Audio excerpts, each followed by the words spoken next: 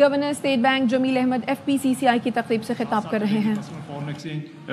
Foreign direct investment ہے یا دوسرے ہمارے انویسٹمنٹ فلوز ہیں، جب اکانومی بہتر ہوگی اور اس کے اندر جو ہے وہ بزنس کانفیڈنس ہوگا تو یہ چیزیں بھی خود ہونی شروع ہو جائیں گی۔ اس میں فورن ڈائریکٹ انویسٹمنٹ بھی آئے گا، اس میں پورٹ فولیو انفلوز بھی آئیں گے، اس میں دوسرے نان ریزیڈنٹس کے انفلوز بھی آئیں گے۔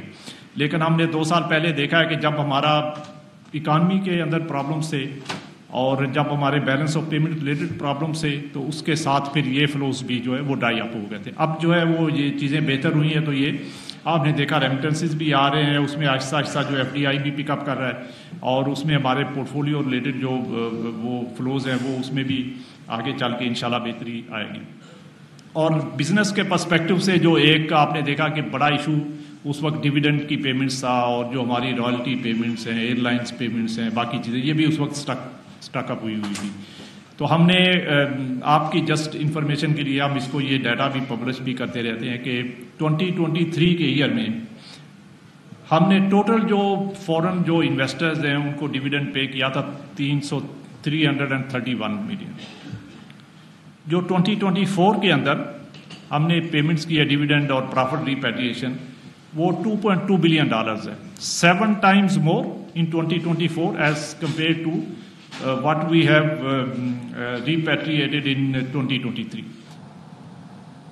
آگے بڑھیں اور آپ کو بتائیں 9 مئی کے تمام ملزمان کی FIR ایک جیسی تھی۔ یہ تفریق کیسے ہوئی کہ کچھ کا ٹرائل ملٹری کورٹ میں اور کچھ کا ATC میں ہوگا؟ جسٹس محمد علی مظہر کے سیولن کے ملٹری ٹرائل کیس میں ریمارکس۔ جسٹس مسرت ہلالی نے کہا کوئی مثال دیں جہاں آئین معطل کیے بغیر سیولن کا ملٹری ٹرائل ہوا ہو۔ جسٹس حسن اظہر نے ریمارکس دیے کیا 9 مئی دہشت گردی سے زیادہ سنگین جرم ہے جو ملٹری ٹرائل ہو رہا ہے؟ سپریم کورٹ آئینی بینچ نے سماعت کل تک ملتوی کر دی ہے۔ فوجی عدالتوں میں سویلینز کے ٹرائل کے فیصلے کے خلاف انٹرا کورٹ اپیل پر سماعت۔ سپریم کورٹ کے 7 رکنی آئینی بینچ کے رکن جسٹس محمد علی مظہر نے کہا کیا آپ کلبھوشن جیسے ملک دشمن جاسوس کا کیس ملٹری کورٹس میں چل سکتا ہے؟ خواجہ حارث نے بتایا سپریم کورٹ فیصلے سے ملک دشمن جاسوس کا بھی ملٹری کورٹس میں ٹرائل نہیں چل سکتا۔ جسٹس نعیم افغان نے کہا جن ملزمان کو ملٹری کورٹس بھیجا ان سے متعلق کوئی ATC کا آرڈر تو دکھائیں۔ 9 مئی واقعات میں 103 ملزمان کے خلاف ملٹری کورٹس میں کیس چلا، باقی کیسز انسداد دہشت گردی عدالتوں میں چل رہے ہیں۔ ملزمان کو فوج کی تحویل میں دینے کا ATC عدالتوں کا تفصیلی فیصلہ کہاں ہے؟ جسٹس حسن اظہر رضوی نے کہا GHQ کراچی بیس سمیت مختلف تنصیبات پر دہشت گرد حملے ہوئے، ان حملوں کا کہاں ٹرائل ہوا؟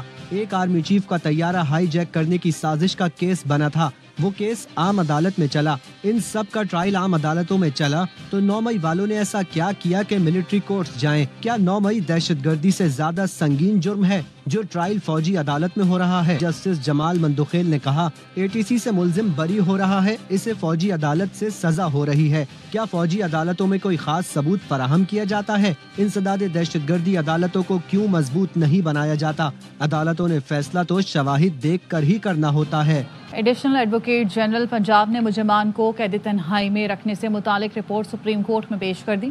AAG نے کہا کہ ملزمان کو صبح 7:30 بجے ناشتے کے بعد لان میں چھوڑ دیا جاتا ہے۔ راجہ محسن اعجاز ہمارے ساتھ دیکھیے ایڈیشنل ایڈوکیٹ جنرل پنجاب کی جانب سے مجرمان کو قید تنہائی میں رکھنے سے متعلق رپورٹ پیش کر دی گئی ہے اور اس رپورٹ میں انہوں نے بتایا ہے کہ مجرمان کو صبح 7:30 بجے ناشتے کے بعد لان میں لایا جاتا ہے اور شام 5 بجے تک مجرمان باہر رہتے ہیں۔ اس موقع پر جسٹس جمال مندوخیل کی جانب سے یہ تبصرہ کیا گیا کہ لان کون سا ہے، ڈیتھ سیل والا لان تو نہیں ہے۔ اس پر ایڈیشنل ایڈوکیٹ جنرل نے کہا کہ نہیں سر یہ وہ والا لان نہیں ہے جو آپ نے دیکھا ہوا ہے، جیل میں ٹک شاپ ہے، کافی وغیرہ بھی پی سکتے ہیں اور گھر سے مجرمان کو میٹرس اور جو دیگر سامان ہے وہ بھی لانے کی اجازت دی گئی ہے۔ اس موقع پر وکیل فیصل صدیقی کے ایڈیشنل ایڈوکیٹ جنرل سے مکالمہ بھی ہوا، ان کا یہ کہنا تھا کہ آپ کا مطلب ہے کہ گھر والا ماحول ہے۔ جسٹس مسرت ہلالی نے کہا کہ آپ نے غلط بیانی کی تو ہم جیل اصلاحات کمیٹی سے بھی رپورٹ منگوا لیں گے۔ اس موقع پر ایڈیشنل ایڈوکیٹ جنرل نے کہا کہ مجھے 30 سال پریکٹس کرتے ہو گئے ہیں، میں کیوں جھوٹ بولوں گا۔ اس موقع پر جسٹس مسرت ہلالی بولی کہ میں بھی بطور ایڈیشنل ایڈوکیٹ جنرل کی کام کر چکی ہوں اور ہم حکومت کے وکیل ہوتے ہیں، ہمیں حکومت کو سپورٹ کرنا پڑتا ہے جب بطور سرکاری وکیل سروسز دے رہے ہوتے ہیں۔ اس موقع پر حفیظ اللہ نیازی جو روسٹم پر ہی موجود تھے، ان کی جانب سے یہ کہا گیا کہ تمام ملزمان کو ہائی سیکیورٹی زون میں رکھا گیا ہے۔ ایڈیشنل ایڈوکیٹ جنرل نے کہا کہ کوئی بھی شکایت ہو تو سپرنٹینڈنٹ تک میں پہنچا دوں گا۔ حفیظ اللہ نیازی کا کہنا تھا کہ ہمیں وکالت نامہ دستخط کروانے کی اجازت نہیں دی جا رہی۔ اس موقع پر سلمان اکرم راجہ ایڈوکیٹ بذریعہ ویڈیو لنک عدالت میں پیش ہوئے اور جسٹس محمد علی مظہر کا کہنا تھا کہ وکالت نامے سے ویسے بھی کوئی منع نہیں کرتا۔ اس موقع پر سلمان اکرم راجہ نے کچھ مجرمان کے نام بتائے کمرہ عدالت میں کہ ان کے وکالت نامے سائن نہیں کروانے دیے جا رہے۔ اس موقع پر پھر اب عدالت کی جانب سے جو متعلقہ سیشن ججز ہیں ان کو یہ ہدایت کی گئی ہے کہ وہ جیل کا وزٹ کریں اور وہاں پہ اس سے متعلق جو بھی ایشوز ہیں ان کو سارٹ آؤٹ کیا جائے۔ ٹھیک ہے، بہت شکریہ آپ کا اپڈیٹ کرنے کے لیے۔ وزیر اعلیٰ خیبر پختونخوا علی امین گنڈا پور پشاور میں تقریب سے خطاب کر رہے ہیں۔ جناب منسٹر ہائر ایجوکیشن مینا خان افریدی صاحب، سیکرٹری صاحب کمال افریدی صاحب، وائس چانسلر نعیم قاضی صاحب، HODs, honourable deans, professor, lecturers, حاضرین محفل، ڈیئر اسٹوڈنٹس، السلام علیکم۔ آج میں یہاں پہ موجود ہوں اور مجھے نہایت خوشی ہے کہ ہم جو ہمیشہ سے سوچتے ہیں کہ ہمارا ملک یا صوبہ آگے کیوں نہیں بڑھ رہا، تو میں نعیم قاضی صاحب، HODs, honourable deans, professor, lecturers, حاضرین محفل، ڈیئر اسٹوڈنٹس، السلام علیکم۔ آج میں یہاں پہ موجود ہوں اور مجھے نہایت خوشی ہے کہ ہم جو ہمیشہ سے سوچتے ہیں کہ ہمارا ملک یا صوبہ آگے کیوں نہیں بڑھ رہا، تو میں نے یہ اندازہ لگایا کہ اس کی وجہ یہ ہے کہ ہم باکس کے اندر رہ کے محدود ہو کر اپنی زندگی گزار رہے ہیں اور آؤٹ آف دا باکس ہم نہیں جا رہے، اور ہمارے اپنے ہی ادارے، اپنے ہی محکمے، اپنا ہی نظام ایک دوسرے کو بجائے فیسیلیٹیٹ کرنے کے وہ ایک دوسرے کو کنٹرول کرنے کے چکر میں پڑا ہوتا ہے۔ اور میں سمجھتا ہوں کہ کسی بھی ملک کی ترقی کے لیے ڈیولوشن جو ہے وہ ایک بنیادی چیز ہے، لیکن ہم بادشاہت کے چکر میں اس طرف بھی نہیں جا رہے۔ پاکستان جب سے بنا ہے 4 صوبے ہیں اور وہی 4 صوبے چل رہے ہیں۔ آبادی کتنی تھی اور آبادی کتنی ہو گئی، لیکن صوبے نہیں بڑھائے جا رہے کیونکہ ہمیں بادشاہت کرنی ہے، ڈیلیور نہیں کرنا۔ تو میری ہمیشہ یہ سوچ ہے، میں عمران خان صاحب کو بھی ہمیشہ کہتا تھا کہ اگر ہم اپنے صوبے چھوٹے کر لیں، یونٹ چھوٹے کر لیں، تو ہمارے 90% مسائل جو ڈیلیورنس کے ہیں وہ اس سے بھی آٹومیٹیکلی حل ہو جائیں گے۔ لیکن افسوس یہ ہے کہ ہر کوئی چاہتا ہے کہ میرے پاس بڑا دائرہ اختیار ہو، میرے پاس ایک بڑا اختیار ہو۔ بے شک میں وہ نہ کر سکوں جو میری ذمہ داری ہے اس اتنے بڑے ایک سائز کی وجہ سے، لیکن میں اختیار بڑا رکھنا چاہتا ہوں۔ اور ہم نے یہ اصل میں بھول چکے ہیں کہ ہم نے اللہ کو جواب دینا ہے اس چیز کا۔ کوئی بھی اگر عہدہ ہے، کوئی بھی مقام ہے، کوئی بھی بلیسنگ ہے اللہ تعالیٰ کی دنیا میں جس بھی انسان کے اوپر، اس کو جواب بھی اسی طرح ہی دینا پڑے گا، اس کو اسی کے مطابق جواب دینا پڑے گا۔ تو جس دن ہم نے یہ سوچ ڈیولپ کر لی تو میرے خیال میں عظیم معاشرہ اور عظیم قومیں دنوں میں نہیں، سوچ ڈیولپ کرنے کے بعد لمحوں میں بن جاتی ہیں۔ تو ہم نے وہ بننا ہے انشاءاللہ۔ میں یہاں پہ جو ابھی مزید جو ڈسپلن اس ڈپارٹمنٹ کے اندر جو مزید انسٹیٹیوٹ کے اندر شروع کیے گئے ہیں، یہ وہ تمام چیزیں ہیں کہ جو ہم نے دیکھا، پرکھا، اور میں 1-2 یونیورسٹیز کے جب گیا، پرائیویٹ یونیورسٹیز کے ایونٹس میں، تو میں نے وہاں دیکھا کہ سب سے زیادہ الائڈ ہیلتھ سائنسز کے اسٹوڈنٹس جو ہیں، سب سے زیادہ ڈگری ہولڈر وہ ہوتے تھے جن کو میں ڈگری دیتا تھا۔ تو ہمیں اندازہ ہوا اس بات کا کہ اس کی اس وقت ڈیمانڈ ہے، کیونکہ لوگ اسی طرف ہی جاتے ہیں، اس تعلیم اور ڈگری طرف جاتے ہیں جس کی مارکیٹ میں ڈیمانڈ ہو۔ تو ہم نے بیٹھ کے اس پہ بات کی، اور چونکہ ہمارا ایک ویژن ہے، عمران خان کا ویژن ہے کہ ہم نے کشکول کو توڑنا ہے، اپنے پاؤں پہ کھڑا ہونا ہے، تو اس کے لیے ضروری ہے کہ ہم اپنے پاؤں پہ کھڑا کریں اپنے ہر ادارے کو۔ ادارے جب پاؤں پہ کھڑے ہوں گے تو صوبہ بھی پاؤں پہ کھڑا ہوگا، بھی پاؤں پہ کھڑا ہوگا۔ تو سیلف سسٹینیبلٹی جو ہے وہ ایک واحد قدم ہے کہ آپ ایک آزاد خود مختار قوم بنیں گے، آپ مقروض نہیں رہیں گے۔ اور ہمارے جب میں آیا تو میں نے دیکھا تو ہر ڈپارٹمنٹ کے اندر ہم نے دیکھا کہ لائبلٹیز ہے۔ کچھ تو ایسے ہیں جو بالکل ہی لائبلٹی ہے، وہ تو کچھ کما ہی نہیں رہے، وہ تو نقصان پہ نقصان ہی کیے جا رہے ہیں۔ تو جب انسان کے وہ ہے نا بچے کو، تو پھر ظاہری بات ہے ماں باپ نے پالنا ہی ہے، چاہے وہ سپوت ہو چاہے وہ کپوت ہو، تو پھر کپوت کو بھی تو ہم نے ہی پالنا ہے۔ تو ان کے لیے پہلی دفعہ قرضہ اتارنے کے لیے ماشاءاللہ فخر کی بات ہے ہمارے لیے کہ ہم پہلا صوبہ ہے کہ ہم نے قرضہ اتارنے کے لیے اپنا 30 ارب کا ایک انڈومنٹ فنڈ کر دیا ہے، اس میں پیسہ ہمیں ٹرانسفر کر دیا ہے کہ ہم قرضہ اتاریں گے، ہم اپنے بچوں کو، اپنی نسل کو یہ سوچ دیں گے۔ اسی طرح ہر ڈپارٹمنٹ کے اندر بھی ہم اپنا انشاءاللہ اس طرح کے اب وہ کریٹ کر رہے ہیں اس طرح کے انڈومنٹ فنڈز کہ اس کے اندر جو ہماری لائبلٹی ہے جب تک ہم سیلف سسٹینیبل نہیں ہوتے تب تک ہمیں ٹیکس پیئر منی جس کی حکومت جو ہے وہ امانت ہے، تو بجائے وہاں سے بار بار گرانٹ دینے کے ایک پیسہ پارک پڑا ہو آپ کا، اور اسی میں سے جب تک وہ پاؤں پہ کھڑے نہیں ہوتے ادارے، پیسہ بھی سیف ہے عوام کا اور ساتھ میں اس سے انٹرسٹ آتا ہے، اس سے ان کی وہ گرانٹ جو ہے اسے جائیں بجائے ضائع ہونے کے۔ اگر میں تھوڑی تفصیل بتاؤں، چونکہ آپ نوجوان بیٹھے ہیں، کل اس ملک کو آپ نے سنبھالنا ہے، صوبے کو آپ نے سنبھالنا ہے، تو ہم نے گرانٹس کی مد میں جتنا پیسہ پچھلے 10 سال میں دیا ہے 12 سال میں، تو آپ حیران ہوئے اگر وہ پیسہ ہم نے رکھ لیا ہوتا پارک کر کے تو جتنی ان کی ڈیمانڈ ہے وہ بھی پوری ہوتی، اور اس کے علاوہ کروڑ روپے ان کو اور بھی بچتے جس سے وہ اپنے مزید ڈیولپمنٹ، M&R، مینٹیننس ریپیئر یہ کام کر سکتے، کیونکہ کوئی بھی چیز جب بنتی ہے اس کو آپ کو مینٹین بھی کرنا پڑتا ہے۔ تو میں یہاں پہ ایک تو نرسنگ کا اور میڈیکل کالج کا اعلان کرتا ہوں کہ وہ انشاءاللہ، کیونکہ میری یہ سوچ ہے کہ کم ٹائم میں کام زیادہ کرنا چاہیے اور اصل چیز پہ فوکس کرنا چاہیے، بلڈنگ سے نہیں بلکہ تعلیم سے مطلب ہونا چاہیے، ڈگری سے مطلب ہونا چاہیے۔ اسی طرح اسپتال کی بلڈنگ سے نہیں، وہاں پہ علاج سے مطلب ہونا چاہیے۔ تو آلریڈی ابھی میں نے بات کی ہے یہیں بیٹھے ہوئے، کیونکہ ابھی میں تو پیسہ تو انہوں نے کہا ہمیں چاہیے صرف 500 ملین، اس کا تو میں اعلان کر دیتا ہوں انشاءاللہ، وہ میں آپ کو دے دوں گا۔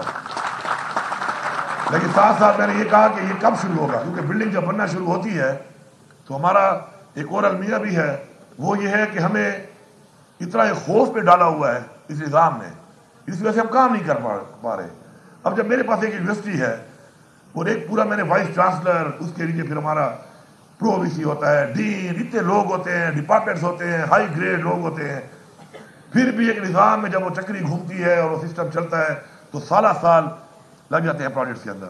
تو میں نے ان سے یہ کہا، میں نے کہا کوئی بلڈنگ اویلیبل ہے تو فی الحال جلدی شروع کریں تاکہ ہمارے بچے جلد میڈیکل کے اسٹوڈنٹس بن کے ڈاکٹرز بنیں اور نرسز بنیں۔ تو انہوں نے بتایا کہ یہاں پر ایک ہاسپٹل کی بلڈنگ موجود ہے، تو میں نے کہا بس ٹھیک ہے اسی میں شروع کریں، اور اگلے سال تک اس ایک سال میں 50 کروڑ روپے دینا میرا کام ہے، اگر میں نہ دوں تو ہو کر کے یا کچھ بھی کر کے پھر میرے خلاف احتجاج کر لے گا، ٹھیک ہے؟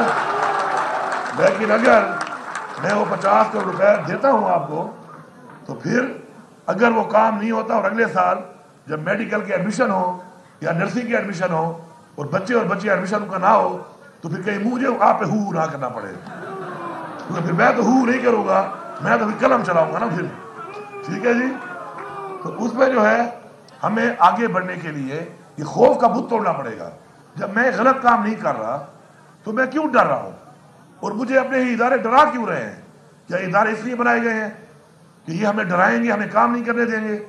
اور یہی وجوہات ہیں کہ ہمارے وہ ادارے جو انصاف کے لیے بنے تھے، شرمندگی کی بات ہے کہ ہر سال نیب کی رپورٹ آتی ہے، کیونکہ مجھے تو خوف ہے نہیں کسی کا، نیب کی رپورٹ آتی ہے کہ پاکستان میں 600 ارب 700 ارب 800 ارب کا پاکستان میں جو ہے کرپشن ہوئی ہے، وہ تم کیا کر رہے ہو؟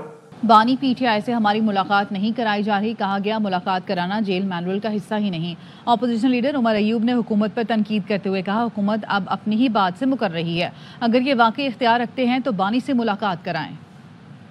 3 ڈیمانڈز ہیں ہمارے اسیران کی رہائی اور وہ جوڈیشل پروسیس کے ذریعے 9 مئی کا کمیشن، 26 نومبر کا کمیشن۔ ہم نے کہا پہلے ہماری رسائی وزیر اعظم عمران خان صاحب سے ان مانیٹرڈ انوائرمنٹ میں حکومت کے جو لوگ ہیں انہوں نے کہا جی آپ کی بات درست ہے اور ہم لوگ کرائیں گے۔ ابھی وہ کہہ رہے ہیں کہ جی نہیں یہ تو جیل رولز میں ہے ہی نہیں، مطلب ابھی خود ہی اس چیز پہ مکر رہے ہیں۔ کیا یہ لوگ امپاورڈ ہیں کہ نہیں ہیں تو ہمیں پھر عملاً ہماری میٹنگ کرائیں وزیر اعظم عمران خان صاحب سے، یہ ڈیمانڈز ہماری میٹنگ کے منٹس کا حصہ بنا دیں۔ 3 جملے لکھنے ہیں نا، اور کیا ہے؟